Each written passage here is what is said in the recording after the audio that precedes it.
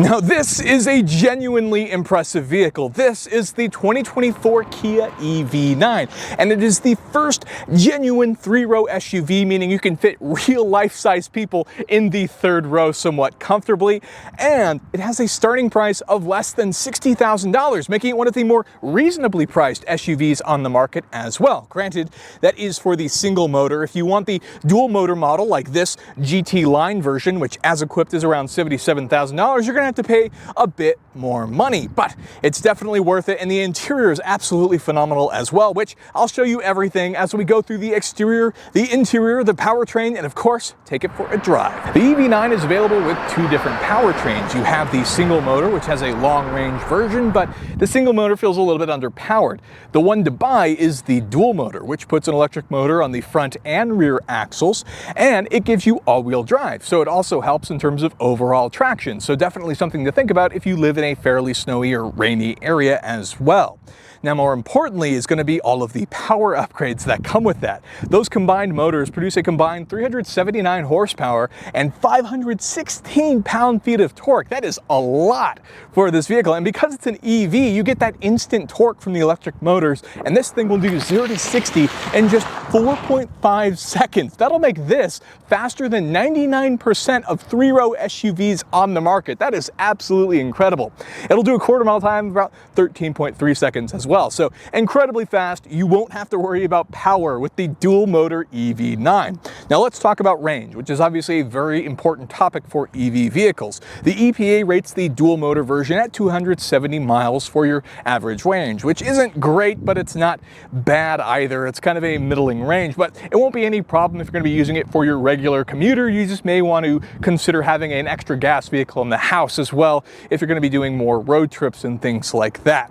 Now, the other cool part about the overall charging capabilities is on 240 volts or the more standard charging, it's going to take 15.2 hours to charge the vehicle up, but on fast charging from 10 to 80%, the EV9 will charge in just 24 minutes. That's not bad at all. That's plenty of time to stop and enjoy a coffee while your EV9 charges all the way back up to 80%. Of course, that's pretty typical for most to have that last 20% reserve and not available for quick charging, but you do get quick charging on this as it is one of the newer EVs and has the improved architecture as well. So fairly impressive, very fast by the dual motor for the EV9. So moving on to the exterior of the EV9, we actually have some gimmicks and some cosmetic changes between both the single motor and the dual motor models. But first, I actually wanted to start with the key. It's a pretty interesting key that you'll find available on this car. And if you go ahead and press the buttons, it actually turns green, which is kind of hard to see right now, but it's kind of a fun feature and it's full of other buttons as well. But this is also the start of some of our gimmicks. So if we take a look at the front nose of the EV9, the vehicle is currently locked, so the door handles are in and the mirrors are folded.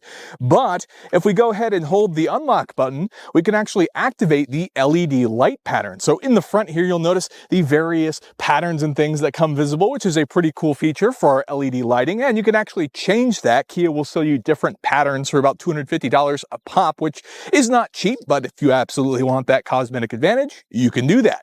One of the other cool changes is that you can actually hold the unlock button and you can even lower the windows of the vehicle as well, which is a pretty cool feature. It's not really something that you need, but it's kind of like convertible tops where you can lower it with just the key fob. Cool that they added it nonetheless. Now, looking at the front, the first thing we can also access is actually going to be our frunk. So this is an EV, so there's a little bit more frunk space in the vehicle as well.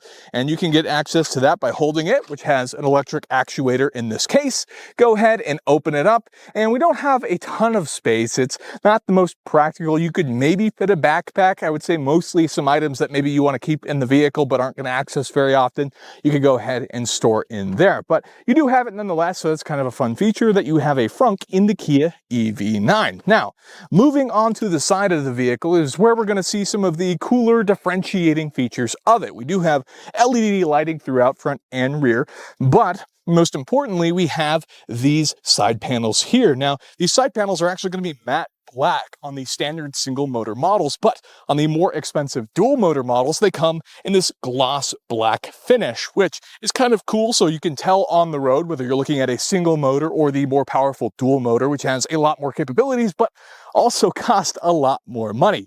Below that, we have another change. We have these massive 21-inch wheels, which come on the EV9 GT line. And what's funny to me is they're kind of like squares, kind of like octagons in some way, even though these are actually circular wheels. But whatever, they are that EV futuristic style. So whether you like it or not, that's up to your personal preference. And the overall styling of the vehicle is kind of fun too. It's obviously similar to the Telluride and features what Kia calls the tiger nose styling element of it, which is that broad front nose and some departure angles at the sides. Now you can see now the windows are actually lowered. They were not at the beginning, and now they are. You do get privacy glass in the rear of the vehicle.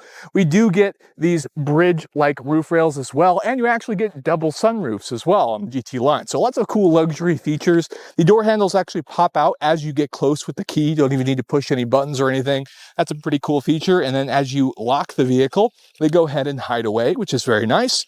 More of our gloss black trim here on the side, goes into the rear, more squared fitment with 21-inch wheels in the rear.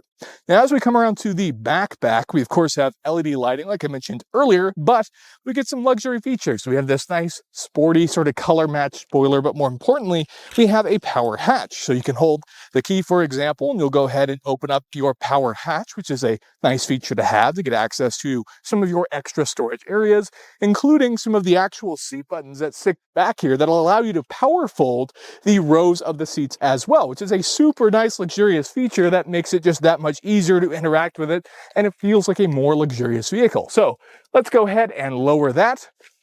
The other important thing to talk about is actually going to be the towing capacity. See, the dual motor models have more power and torque and therefore an improved towing capacity as well. So the EV9 is actually rated for up to 5,000 pounds, which isn't a crazy amount of towing capacity, but it's enough to get you by with smaller trailers or even get some smaller off-road vehicles as well behind it, which is nice if you wanted to use it and just have more capability with your EV9. Moving on to the interior, I think this is the most special space in the entire EV9, and the reason for that is it feels like Kia put a lot of thought and engineering into the interior. I mean, everything feels like it just makes sense and it works so well. Starting with the overall appearance, it feels very futuristic. You have lots of very artistic details that make it nice to look at, and it feels good to be inside the interior of this car. And obviously it's very quiet too, and just easy to interact with, including the overall finish. You have a mix of physical buttons, you have the touch screens, but you even have these tactile feedback buttons that can be easily managed as well. They're very easy to use, and the tactile feedback makes it so while you're driving, you can feel that the buttons are working correctly, which is all great as well. You get fantastic ambient lighting, which I enjoyed playing around with, that actually allows you to pick two different tones, and so I could choose this really cool Miami Vice theme that I saw looks absolutely fantastic in this car. Now, moving on to some of the other features, the overall interior seating, this being the higher trim model, means we have seating for 6, although the EV9 can do seating up to 7, so if you need all 7 seats, you can buy the trims that give you 7 seats. And the cool part is they have this sort of syntax pseudo leather that's going to be a little bit more spill resistant as well. Now, starting with the front seats, there are lots of luxury options in this particular EV9. So we can actually adjust the side bolstering, which is an incredible feature. That means you can hug yourself a little bit tighter or loosen it up depending on what your preference is for the seat, which is fantastic.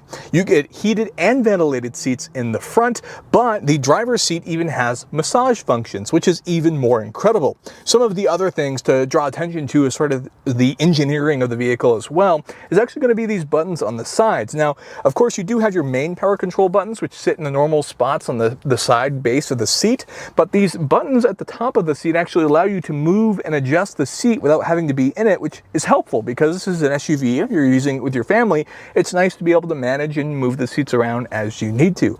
They look fantastic as well. This gray interior finish in this car is absolutely fantastic. Now let's get into some of the technical aspects of the car. So taking a look at these screens in the middle, they are all attached as one unit. So you have your driver digital display, you do have your climate controls here in the middle, and then you have your navigational center display here outside on the right. And of course, you do have Apple CarPlay and Android Auto. You do get navigation functions, Sirius XM, all of those types of things. And it's pretty easy to use. It works fine. It's not the greatest as far as the overall system itself, but it does work fine. Those haptic feedback buttons I talked about earlier, it's all paired with a a Meridian sound system, which sounds absolutely fantastic and can be tuned through there as well. We do have a few more physical buttons as far as some of our dual zone climate control that you have in this vehicle, so you can adjust some of that as well. But below that, we have some more examples of that engineering genius. You see, here we actually have two USB ports as well, but one of those USB ports actually gives you the option to either dedicate it for just charging or to let it integrate with the car. So you can let it connect for your CarPlay or Android Auto, or you can leave it on just charging only. So it's pretty cool that they do that. The colors change to let you know which version it's in. That's a really cool focus on engineering. The other cool thing is we have a lot more space. You see, because this is an EV, the powertrain is not so much limiting the overall space of the vehicle. So we have more storage space down low. If we come up here, we do have our very beautiful center console for the front, which actually has some of the coolest cup holders in existence. I love the way they pop out, but also conceal themselves, making it a more practical storage area when you don't need it to be a cup holder. Behind that, we have a few more buttons, including our auto hold. You have a hill descent, and of course your camera buttons, which are super helpful to just check around the vehicle, and parking assist as well. Behind that, we do have a wireless charger, which works just fine, and a little bit more storage. So that's a quick look at the front. You're a little bit compromised by your overall storage in the actual compartment back here because they use it for the second row, which we'll talk about in a sec. Moving on to the front of the steering wheel, we have a fairly sizable steering wheel, but it has lots of cool buttons and everything feels very nice in the hands as well, including some drive mode options. You can lock the four-wheel drive and some sport and eco mode driving as well, which the sport's going to make it accelerate a bit faster, make it feel more powerful. Eco is going to limit your throttle inputs, try and get more gas mileage or E mileage out of your EV9. One of the really interesting things about the vehicle is the way that they actually did the drive mode select. Rather than make it a knob like some vehicles or even the traditional shifter in the center here, they gave you this extra stock. Now this extra stock has the power button on it as well, so you can start the vehicle, which I like. I don't really like the EVs where they don't have their own power button.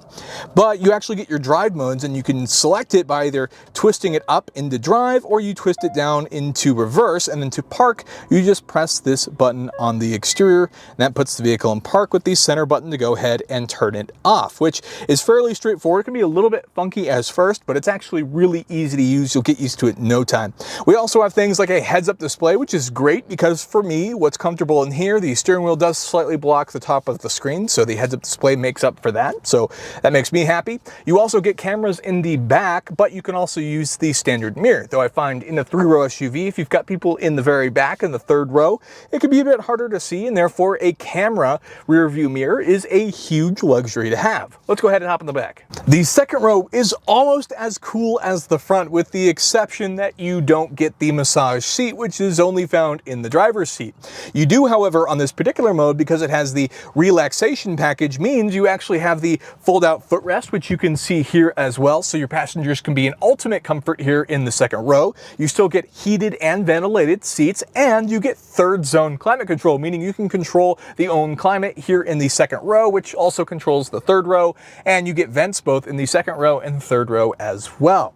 Now what you do get here as well is you get a variety of USB chargers. You do get some seat pocket storage, some cup holders, and this cool fold-out storage area as well, which I mentioned earlier, that has this sort of table here, but also doubles as a storage pocket as well. So that's an incredibly cool part with the USB chargers available in the seats.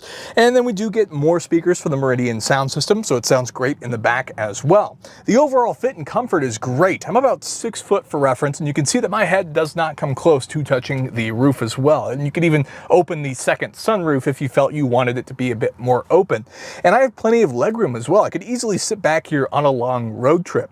Now, as far as the third row goes in this particular vehicle, it does have cup holders and chargers, of course, with vents, but it's not going to have heated and ventilated seats like the other 4 seats, being a captain's chair layout in this particular vehicle. But really, it's incredibly impressive what all you get for this vehicle. This could even be a fantastic CEO, corporate transport vehicle because of all the luxuries you have everywhere in it. I quite enjoy this vehicle, whether you're in the front or the back.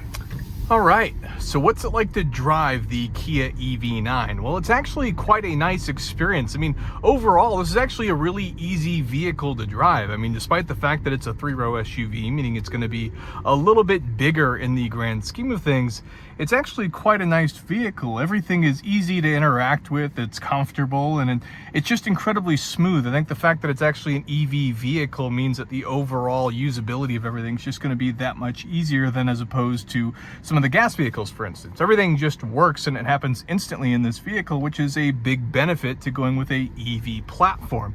On top of that, it's pretty fast. For example, if you want to accelerate here, wow, and you're at the speed limit, it is incredibly fast. And that extra power means it's not going to have any problem hauling your family around or extra people, whoever you decide to put in here.